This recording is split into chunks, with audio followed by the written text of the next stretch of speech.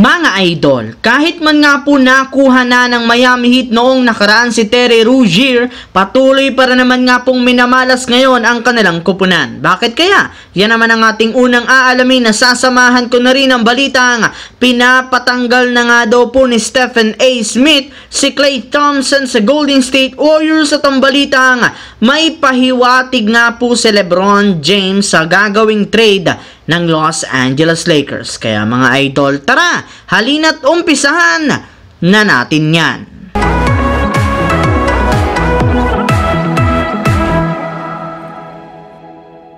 Kung parati nga po kayong updated mga idol sa NBA, siguradong alam nga po ninyo na ang Miami Heat ang pinaka nag-struggle ngayon sa pagkakaroon nila ng 7-game lose streak. Kaya di na nakapagtataka kung bakit bumagsak sa 24-23 ang kanilang win-loss record sa standings bilang pang-pito sa East. At ang masakit pa nga po dyan, hindi malanga sila manalo kahit tinanggal na nila si Kyle Lowry sa kanilang lineup at nakuha nga po nila ang kanilang bagong player at point guard na si Terry Rozier na sa ngayon nag-average ng 8.7 points a game sa kanyang 45% shooting. Pero sa kabila nga po niyan, bagsak rin naman ang kanyang efficiency ratings na siyang rason bakit wala siyang masyadong impact sa kanilang kupunan. Kaya may ilang mga fans ang nagsasabi na mukhang minalas pa nga daw ang Miami Heat dahil kay Terry Rozier. Pero para nga po sa inyong kalaman, bago man nga ito mapunta sa kanilang team, nasa losing streak na nga po ang Miami Heat. Kaya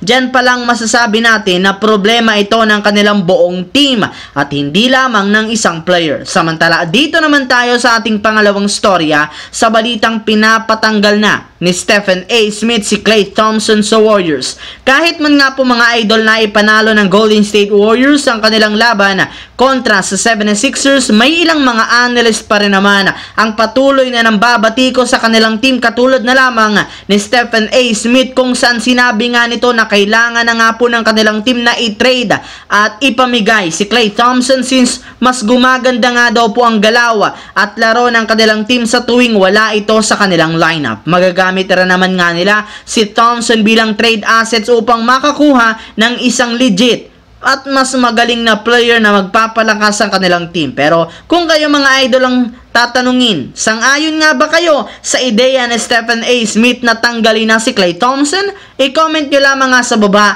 ang inyong opinion. Habang dumiretso naman tayo sa ating huling storya sa balitang may pinahiwatig nga po mga idol si LeBron James sa gagawing trade ng Los Angeles Lakers. Sa pangalawang beses na pagkakataon sa nakalipas na 2 araw natambakan ang Lakers mga idol laban sa Atlanta Hawks. Kaya di na napigilan pa ni LeBron James na tuluyang magalit sa kanilang team.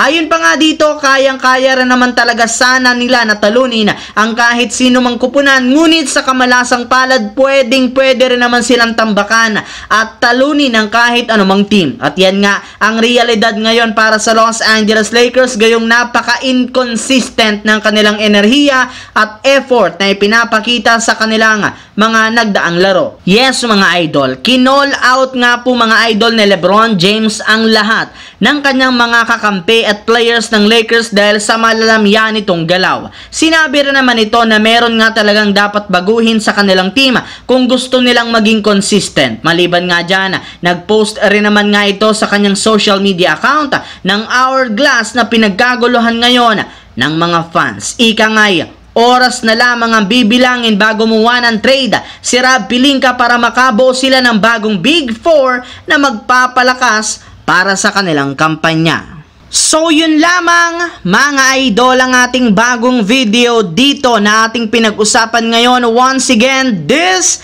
is your J-Zone TV. Huwag kalimutang mag-like at syempre mag-subscribe. Pindutin ang notification bell sa akin channel para lagi kayo maging updated sa mga videos na pinapalabas ko. Isang malaking shout out sa lahat ng solid J-Zone TV dyan. Thanks for watching mga idol. Hopefully, nag-enjoy kayo ngayon.